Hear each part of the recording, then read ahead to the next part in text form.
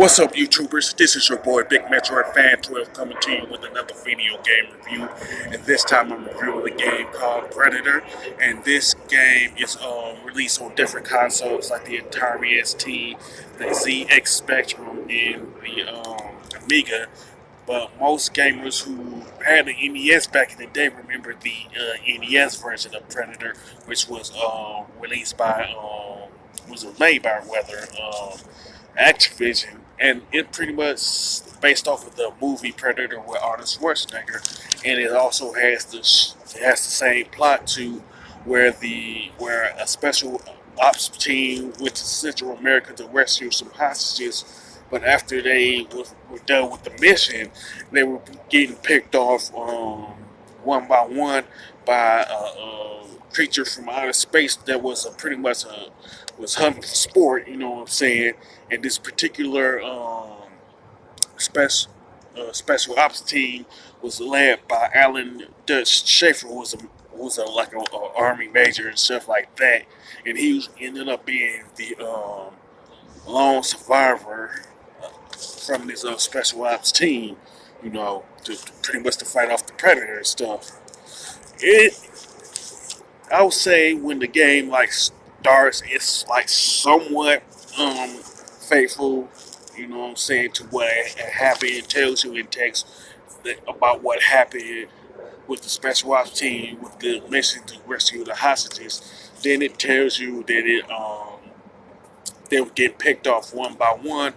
But one thing that always puzzled me is that there's a particular cutscene where, which is based off of a particular scene where they found a group of Green Berets from Fort Bragg,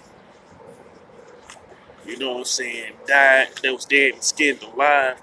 And that particular cutscene happened after the first cutscene at the beginning of the game, where it did mention where they would get picked off one by one, you know. So there's somewhat of a continuity error there with the game, at least, in that they should have mentioned the Green Berets like before it was mentioned that the Special Forces group led by Dutch was being picked off one by one. You know what I'm saying? That always puzzled me. Now, one thing about the game is that it has 30 stages, including some stages called Big Stage, where you have to fight off some bubbles. You know what I'm saying? That part did not make any sense to me at all.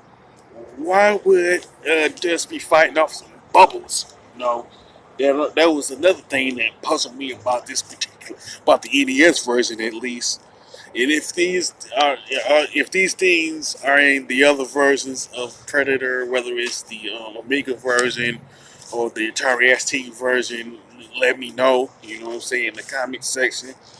Now, in the big stage modes, um, you get like a few power ups. One of them, in terms of bullets, one of the power ups involves the bullet having a boomerang effect. One of them also make everything on the screen appear. Then another one is a machine gun type of thing. But if it's not if those power ups don't, I'd say the power ups do help, but I would stick them to machine guns. You know what I'm saying? But the rest of the levels, the power ups are pretty much the machine gun called gun or something like that, the grenade, and the laser gun. But I just don't recall the special forces team having any laser guns or nothing like that. I guess the reason why they included that because the Predator used it. You know what I'm saying? And now the only enemy in the game that I've seen from the movie is the Predator itself.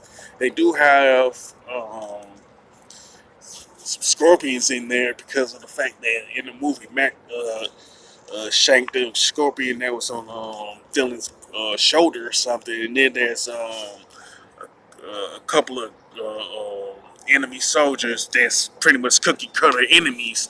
You know what I'm saying? So that the enemies for the most part are really forgettable. You know what I'm saying? They and the majority of them wasn't in the movie. You know, and then that's the fact that after you complete stage 5, you can continue from there. But like the default thing, it's like they have the default cursor on the start instead of continue. Didn't make any sense to me. And another thing is that if you happen to lose, happen to happen to get a game over and you're on the last level, you have to start all the way back at level 5, which makes absolutely no sense to me. You know what I'm saying? That was just like dumb. And as far as the stages go, they really don't resemble anything that I've seen in the movie. You know what I'm saying? That's a cookie cutter level design, in my opinion. Now, as far as the powers up are concerned in regular levels, like I said, you got the punch, grenade, laser gun, and machine gun. One thing about the powers is you can't carry them over to the next stage, which is like dumb to me. Why would you not have the main protagonist carry over the powers to the next stage? You know what I'm saying? Like most games, like say Super Mario Brothers,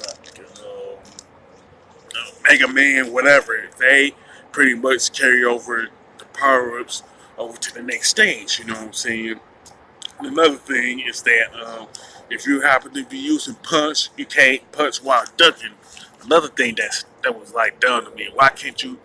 They could have had you punching while crouching, ducking, and all that. You know what I'm saying?